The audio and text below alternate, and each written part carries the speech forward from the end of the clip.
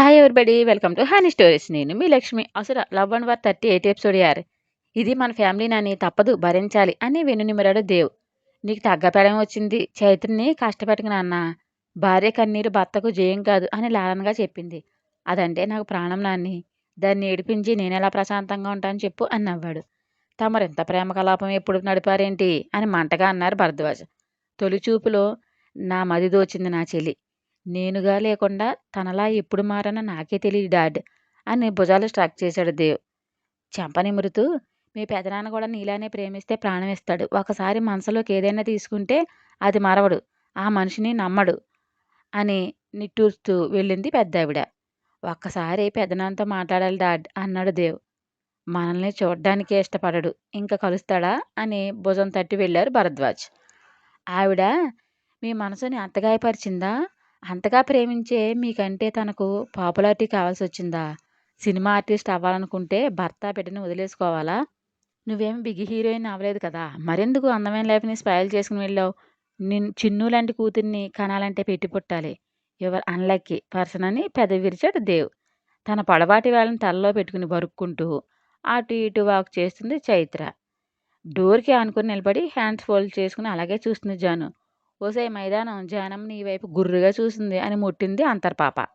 తల తిప్పి జాను వైపు చూసి ఈ అంటూ పళ్ళు పెదవులు చెంపల వరకు సాగేసి ఇకిలించింది పిల్ల. ఎందుకో ఎందుకు ఆపావు తిరుగు, ఫ్లోర్ అరిగేలా కాళ్ళు బండలయ్యేలా తిరుగు అంటూ లోపలికి వచ్చింది జాను. మూతి బిడాయించి నీకు మీ అన్నయ్యకు నేనంటే ఎగతాళి బాగా అని అలకగా అంది చైత్ర. భుజం చుట్టూ చేతిని తలతో ఆమె తలని ఢీ కొట్టి, పిచ్చి నిన్నెందుకు ఎగతాళి చేస్తాం కానీ నీ వాకింగ్ రీజన్ ఏంటి, రూమ్లో ఏం మంత్రాలు జరిగాయి అని కళ్ళు ఎగరేసింది జాను. మీ అన్నయ్య మహా జాదు తెలుసా అని గుర్రగా చూసింది. ఇది తెలిసిన మ్యాటరే పాప, మిగిలిన చెప్పు అంటే ఇచ్చేసింది. అంకుల్కి అమ్మమ్మకు నిజం చెప్పేశాడు శివ. అవునా అని ఆశ్చర్యంగా అంది. అంటూ క్యూట్గా తల ఊపింది పిల్ల. దీనికి అంత ఆలోచించేదేముంది, సంతోషపడాలి కానీ అని అయోమయంగా చూసింది జాను. అంటే అది అది అంటూ నసిగింది. ఓ మీ అక్క గురించి అడుగుతారేమో అనే కదా భయం. బేలగా చూసి మా అక్కని తప్పుగా అనుకుంటారేమో జాను, తను ఫాస్ట్గా ఉంటుందేమో కానీ పాపిష్టి పనులు చేయదు. శివ మిస్అండర్స్టాండింగ్ చేసుకున్నాడు అంతే. మనోళ్ళు నిన్ను ఓసిన మబ్బు వదిన నీకు లైవ్ డెమో చూపించినా నమ్మవు. నీది అమాయకత్వం తింగరతనం అర్థం కావడం లేదు. భయ్య నీకు గెలాక్స్ చూపించడం ఖాయం అని మనసులో సింపతి కురిపించి, మంచిదే అయితే నువ్వు సేఫ్ కదా, దానికి ఫీల్ అయ్యేంత ఏమీ లేదు కానీ రిలాక్స్, అన్నయ్య నిజం తెలుసుకుంటాడులే అని మభ్యపెట్టింది. మోము తేటపడి నిజంగా శివ నమ్ముతాడు కదూ అని ఆశగా అంది చైత్ర. వదిన నా ఫేసెన్స్ని టచ్ చేయకు అంటూ చేతులెత్తి పీక నొక్కేలా కంఠం వరకు చేతులు తీసుకొచ్చింది జాను. గబాలను హక్ చేసుకుని మా జానం బంగారం అంటూ నవ్వేసింది చైత్ర. స్వీట్ డెవిల్ అని ముద్దుగా గసిరి వెనునిమిరి, నువ్వెప్పుడు హ్యాపీగా ఉండాలి మా అంద జాను. మిస్సెస్ మధుగారు లేకపోవడం, కార్తీక మాసం కావడంతో ఫ్రెండ్స్ ఎవరు ఏ పార్టీలు పెట్టుకోకపోవడంతో ఇంట్లో గోళ్ళు గిల్లుకుంటూ కూర్చుంది ఊర్మిళ. తిరిగే కాలు ఆడే నోరు ఊరికే ఉండదని సామెతల ఏమీ తోయక బెడ్ మీద ఉన్న బుక్ తీసింది. భరద్వాజ్ గారు బుక్ రీడర్, బాగా ఇష్టంగా రీడ్ చేస్తారు. ఆయన కాలక్షేపం అదే అని చెప్పొచ్చు ఇంట్లో ఉన్నప్పుడు. స్టోరీ నష్టంతో రీడ్ చేస్తూనే కాలం కరగదీసి అందులో కొన్ని రొమాంటిక్ సన్నివేశాలు ఆమె మనసును ఆకట్టుకుని భర్త కోసం ఆలోచించేలా చేశాయి. టైం చూసి భర్త వచ్చేటప్పటికి అందంగా రెడీ అవ్వాలని light blue Bengal cotton sari తీసుకొని ఫ్రెష్ అవ్వడానికి వాష్రూమ్కి వెళ్ళింది. అందంగా ముస్తాబై పెనిమిటి కోసం పడిగాపులు కాయడం మొదలుపెట్టింది. ఫోన్ చేస్తే నాట్ రీచబుల్ అని వాగింది. విసుగు నుండి చిరాకు పుట్టి అది ఫ్రస్ట్రేషన్గా రూపాంతరం చెంది శారీ విప్పి పడేసి నైటీ వేసుకుని జడ విప్పి కొప్పు కట్టి తిండి మానేసి బెడ్ మీద 3 అంకి వేసి మింది మేడం. ఎప్పుడు నిద్ర పట్టిందో మెలకు వచ్చేసరికి మార్నింగ్ 7 గంటలు అయ్యింది. బద్ధకంగా ఒళ్ళు విరుచుకుంటూ కళ్ళు తెరిచి చూడగానే అప్పుడే వచ్చిన భరద్వాజ్ గారు కోట్ తీస్తూ కనిపించారు. నైట్ జరిగింది గుర్తుకు వచ్చి గబాలను బెడ్ దిగి ఆయన రెక్కపుచ్చుకుని సైడ్కి లాగి, నైట్ ఎన్ని కాల్స్ చేశాను, ఎంతగా ఎదురు చూశానో తెలుసా, ఎక్కడికి వెళ్ళారు మీరు అని కోపంగా అడిగింది ఊర్మిళ. ఏకాదేగా చూసి అంటూ ఆవరించి ఒళ్ళు విరుచుకుంటూ, అన్నీ నీకు చెప్పాలా అని రెక్లెస్గా అడిగారు. అంటే నాకు చెప్పరా అని రెట్టించింది. ఏమి లేదు ఊర్మి డార్లింగ్, మిసెస్ రావుకి నా మీద ఎప్పటినుంచో క్రష్ ఉంది. చాలా సార్లు ఇన్వైట్ చేసినా నెగ్లెక్ట్ చేశాను. నిన్ను మళ్ళీ కాల్ చేసింది. సో, కోరి వచ్చిన పడతని అలక్ష్యం చేస్తే పాపమని నైట్ తనతో టైమ్ స్పెండ్ చేశా. బాడీ అంతా పెయిన్స్. అబ్బా! రెస్ట్ తీసుకోవాలి. డిస్టర్బ్ చేయకు అని బెడ్ మీద దబ్బున పడ్డారు భరద్వాజ్. పెట్రోల్ పోయకుండానే బొగ్గున మండిపోయి, "ఏమంటున్నావు రాజా? ఆ! ఆ ఎండు చేప మొహంతో డేటింగ్ చేసావా?" అని బలంగా ఎదుటకు తిప్పింది ఊర్మిళ. "అదే కదా చెప్పింది. యా చెవిడు ఏమైనా వచ్చిందా?" అని విసుగు ప్రదర్శించి, "చూడ్డానికి నాజూకు బొమ్మలా ఉన్నా ఆమెలో మంచి విషయం ఉంది" అని ఊరారు రాజా అంకుల్. సచ్చింది గొర్రె. షటప్ యువర్ మౌత్ రాజా. దాన్ని చూస్తేనే నాకు ఒళ్ళు మంట, కంపరం వస్తుంది. అలాంటి దాంతో డేట్ చేశా అని సిగ్గు లేకుండా చెప్తున్నావా? నైట్ అంతా నీకోసం నేను ఎంత వెయిట్ చేశానో తెలుసా? అని ఉక్రోషం, ఆక్రోషంలో ఎగతాన్ని పెద్ద పెద్దగా అరిచింది. అయ్యో పిచ్చూర్మి! నువ్వు నా కోసం వెయిట్ చేశావని నేనేమీ కలగనలేదు. నేను చాలా సార్లు నీ కోసం ఎదురు చూశాను.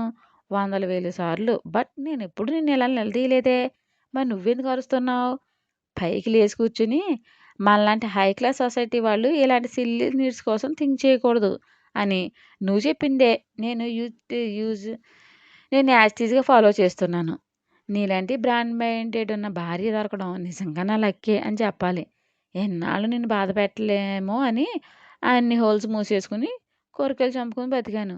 ఇక నా అవసరం లేదని చెప్పావు. Thanks darling. పిచ్చి చూపులు చూస్తున్న ఆమె బుగ్గగిల్లి బజ్జుంటానే అని మళ్ళీ బెడ్ మీద చేరిపోయారు భరద్వాజ్ గారు. కర్రు కాల్చి వాత పెట్టడం అంటే ఇదేనేమో కాబోలు. రాజా అంకుల్ మాటలకు ఎర్రెత్తిపోయింది. బట్ ఏం చేయాలో అర్థం కాక పక్కనే ఉన్న బెడ్ ల్యాంప్‌ని విసిరికొట్టి వాష్‌రూమ్‌కి వెళ్ళింది ఊర్మి. వ్యంగ్యంగా నవ్వి, "నీ తిక్క తీర్చడానికి నా కొడుకే కరెక్ట్. ఎథిక్స్ తొక్క అక్కర్లేదంట. ఎవరితో అయినా పొరలొచ్చా? తన దాకా వస్తేగా నా నొప్పేంటో తెలీదు" అని నవ్వుకుని నిజంగా నిద్రలోకి జారారు భరద్వాజ్. అంతా తెలిసినా ఎవరు ఏమీ పట్టనట్లు తమ వర్క్‌లో బిజీ అయిపోయారు. ఆఫీస్‌లో ఏంటి అలా మౌనంగున్నావు అని దగ్గరికి లాక్కొని, నానితో చెప్పాను. ఇక మన రొమాన్స్ అడ్డే లేదే అని నుదుటితో ఢీకొట్టాడు దేవ్. ఎద మీద వాలి చాలా టెన్షనొచ్చింది శివ. అమ్మమ్మ, అంకుల్ ఏమంటారో నన్ను తప్పుగా చూస్తారేమో అని కళ్ళు మూసుకుంది చైత్ర. తన బాహువులో బంధించి, నా గురించి వాళ్ళకి తెలిసే ఈ కొద్ది రోజుల్లో నీ బిహేవియర్ ఎలాంటిదో చూస్తున్నారు. సో, ఇంకేమంటారు చెప్పు అని తల మీద ముద్దు పెట్టి చెవిలో గుసగుస ఏదో చెప్పాడు దేవ్. మాగిన టమాటాలా మొహం మార్చేసి, "నీకసలు సిగ్గే లేదు శివ" అని మరింత ఒదిగిపోయింది. "ఓయ్! పెళ్ళాం దగ్గర సిగ్గుపడితే పస్తులుండాలే బాబు. అది నా వల్ల కాదమ్మా" అంటూ మెడ మీద గాఢంగా ముద్దు పెట్టి, అమాంతం చేతులతో లిఫ్ట్ చేసి పర్సనల్ రూమ్‌కి తీసుకెళ్ళి బెడ్ మీద దించాడు. "ప్లీజ్ శివ ఎవరైనా వస్తే ఎంత ఎంబారసింగ్‌గా ఉంటుంది" అని సైడ్‌కి దొర్లింది. "నా పర్మిషన్ లేకుండా గాలి కూడా రాదే" అని తన పక్కన చేరి మీదకి లాక్కున్నాడు దేవ్. "పగలు నాకు సిగ్గు బాబూ" అంటూ గారాలు పోయింది. "మనం ఇద్దరం కాదే ఒకటే. మనకు సిగ్గేంటి" అని చీర పళ్ళు తప్పించి ఎత్తుడి మీద గాఢంగా చుంబించాడు దేవ్. "జాను వస్తే" అని తమకంగా తలలోకి వేలుజొచ్చి లాగుతూ తనకేసి బలంగా హత్తుకుంది. చిన్ను ఎవరో ఫ్రెండ్ మీట్ అవ్వడానికి వెళ్ళింది అంటూ కంఠం మీద ముద్దు పెట్టి నాలుకతో లిక్ చేసి మెడవంపులో తడి పెదవులు అద్ది గుండెల మీదకు చేరి పంటితో ఒక్కో హుక్సు తీసి నిండైన ఎదసోయగలను బంధించి బందిఖానా నుండి విడిపించి ముద్దులు పెడుతూ ఆటలాడుతూ నాలుకతో లిక్ చేసి ఒక్కో వలువ తప్పిస్తూ ముద్దుల ముద్రలు వేస్తూ అంగాంగార్చన చేసి పరువాలను వీణమీటినట్లు శృతి చేస్తూ తన ప్రేమను కురిపించాడు దేవ్. అతని చేష్టలకు పరవశురాలై ముద్దులు పెడుతూ చేతులతో తనని దేహాన్ని తడుముతూ తన ఇష్టాన్ని చూపించి ప్రకృతిని పులకింపజేసే రహస్యాలను శోధిస్తూ ఊరించి ఆదరాలను అందుకుని దాగిన మకరందాన్ని దూసే రెక్కల్లేని గండు తుమ్మెదలా మారాడు. మధురమైన అమృత రుచిని తెలిసి గాఢంగా పెనవేసి ఇష్టంగా ముద్దుల్లో మమేకమైంది. ఇరువురి శ్వాసలు ఏకం చేసి 2 నాలుకలు పెనవేసి ఎంగిలి రుచి చూశారు. ఉవ్వెత్తున ఎగసిపడింది విరహం. శివ అంటూ మూనింగ్ సౌండ్ ఇస్తూ పెనవేసింది. ముద్దులు పెడుతూ ఆమెను తనలో కలిపేసుకుంటూ మైలు అంటూ ఇంటెన్షన్ వాయిస్‌తో పిలుస్తూ మల్లె చెండులా సుకుమారంగా ఉన్న ఆమె దేహాన్ని ఏలే మన్మధుడై ఇద్దరి తనువులను ఒకటిగా మార్చేస్తూ మల్లె తీగలల్లుకుపోయాడు. తన ప్రేమను తెలుపుకునే మార్గం శృంగార మాటల్లో చెప్పలేని ఎన్నో భావాలు చేతలు చూపించుకుంటూ ఒకరి మీద ఒకరికి ఎంత ప్రేమ ఉందో తెలిసేలా చేస్తూ ఒకటే దేహంగా మారిపోతూ ప్రణయసాగరాన్ని మదించి ప్రేమజూరిని అందుకుని మన్మధుడికే సవాలు విసురుతూ తన నిచ్చెల్ని ఏలే రారాజై చైత్ర మనసులో తన స్థానాన్ని మరింత పటిష్టం చేసుకున్నాడు దేవ్. ఎవరికీ చెప్పకుండా కలుస్తున్నామనే గిల్టీ ఫీలింగ్ పోయి మరింతగా తనలో కలిసిపోయింది చైత్ర. తన చెల్లి ప్రవర్తనలో మార్పు గమనించి చిన్నగా నవ్వుకుంటూ మరింత ప్రేమను కురిపిస్తూ ముద్దులు పెడుతూ మనసెరిగిన మగడై ఆమె ప్రేమను అందుకున్నాడు. వేడి ఊపిర్లు బలమైన నిట్టూర్పులతో చల్లని ఏసీ కూడా వేడి సెగలు కక్కింది. సైడ్ కొరిగి ఆమెను తన మీదకు తెచ్చుకుని వెన్ను నిమురుతూ ఐ లవ్ యూరా అని ప్రేమగా నుదుటిన చిరుముద్దు అద్దాడు దేవ్. హార్ట్ మీద ముద్దు పెట్టి ఐ లవ్ యూ శివ అని సన్నగా నవ్వి ఆమె మెడవంపులో మోహం దాచేసింది చైత్ర. ఈ క్షణం ఇలా ఆగిపోతే ఎంత బాగుంటుంది కదా, నన్ను ఎంత పిచ్చివాడిని చేశావేంటే అని నవ్వాడు. తల ఎత్తి చూసి నిజం చెప్పు, ఎవరిని పిచ్చివాళ్ళు చేశారు అని నవ్వింది చైత్ర. ఈ అపరంజి నన్ను ప్రేమ పిపాసం చేసింది అని పెదవంచన కిస్ చేశాడు. ఏం జరిగినా నన్ను వదలవు కదా శివ, నువ్వు లేకపోతే నేను చచ్చిపోతాను అని బేలగా చూసింది చైత్ర. నిన్ను వదలటం ఏంటే పిచ్చి అని వెన్ను నిమురుతూ అనవసరపు ఆలోచనలు పెట్టుకుని మనసు పాడు చేసుకోకోకే అంటుండగా ఫోన్ రింగ్ అయింది. ఫోన్ అందుకుని లిఫ్ట్ చేసి చెప్పు అన్నాడు దేవ్. అవతలి వైపు ఏదో చెప్పగానే నేను చూసుకుంటా అని కట్ చేసి ఫ్రెష్ అయ్యి రెస్ట్ తీసుకో, నాకు చిన్న మీటింగ్ ఉంది చూసుకుంటా ఓకే, నేను పిలిచే వరకు బయటకు రాకు అని ముద్దు పెట్టి టవల్ చుట్టుకుని వాష్రూమ్కి వెళ్ళాడు దేవ్. బ్లాంకెట్ ఎదవరకు కప్పుకొని పడుకుంది చైత్ర. ఫ్రెష్ అయ్యి వచ్చి డ్రెస్ వేసుకుని కాసేపు ఆగి ఫ్రెష్ ఇప్పుడే కంగారు ఏం లేదు, ఫ్రిడ్జ్లో జ్యూస్ ఉంది తాగు అని డోర్ ఓపెన్ చేసుకుని బయటికి వెళ్ళి డోర్ అన్లాక్ చేసి తన చైర్లో కూర్చున్నాడు దేవ్. సుధీర్ వచ్చి డోర్ నాక్ చేయగానే కమిన్ అన్నాడు. లోపలికి వచ్చి సార్ ఈ ఫైల్ మీద మీ సైన్ కావాలి అని ముందు పెట్టాడు. మా డాడీ లేరా అని సైన్ చేస్తూ అడిగాడు. చైర్మన్ సార్ రాలేదు సార్, అందుకే మీకోసం వచ్చాను అన్నాడు సుధీర్. డాడీ రాలేదు అనగానే చిరునవ్వు పెదల మీద చేరి నైట్ అంతా హార్డ్ వర్క్ చేసినట్లున్నారు, ఆరంగా బొజ్జున్నారా అనుకున్నాడు దేవ్. డోర్ తీసుకుని లోపలికి వస్తూ హాయ్ అంటూ చేతి నూపాడు జయంత్. నువ్వేంటి ఇలా తగలడ్డావు, ఏ పని పట్టలేదా అని వ్యంగ్యంగా అడిగాడు దేవ్. కిసుక్కుని నవ్వాడు సుధీర్. గోలీ చోట కొట్టినట్లు బాగా నవ్వు, నీ బాస్ నా మీద సెడలు వేస్తుంటే అంత సరదాగా ఉందే అని మొహం మండించాడు. మా సార్ మీతో తప్ప ఎవరితో ఇలా మాట్లాడు సార్ అని నవ్వుకుంటూ వెళ్ళాడు సుధీర్. నీకు నేను కామెడీ పీస్ని ఆడుకోవడానికి అని మొహం రాల్చాడు జయంత్. వచ్చిన మ్యాటర్ చెప్పు, సొల్లు కొట్టేలా ఉంటే దుబ్బై, నాకు వర్క్ ఉంది అన్నాడు దేవ్. ఏం రెస్పెక్ట్ అబ్బా, కడుపు నిండిపోతుంది అని పెదవి విరిచాడు. నువ్వేమైనా ఇంటెల్లుడువా రెస్పెక్ట్ ఇవ్వడానికి అని వ్యంగ్యంగా అంటూ కర్మకాలి అల్లుడినైనా నా నుండి ఎలాంటి ఆశించుకు అన్నాడు దేవ్. ఏమో నువ్వే తల వంచు వచ్చు అని రాగాలు తీశాడు జయంత్.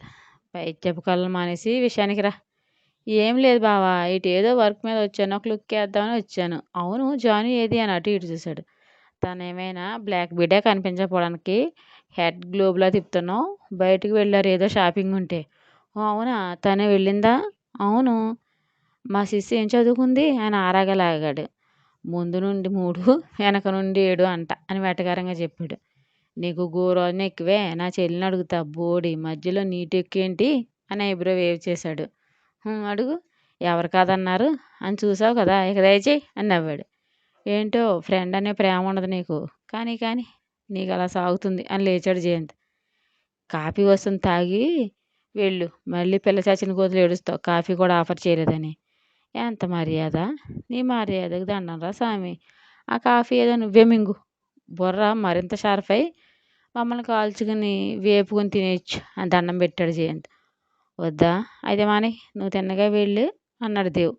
గుర్రుగా చూస్తూ నాకు టైం వస్తుంది అప్పుడు చెబుతా నీ పని అని నవ్వి బైరా అంటూ వెళ్ళాడు జయంత్.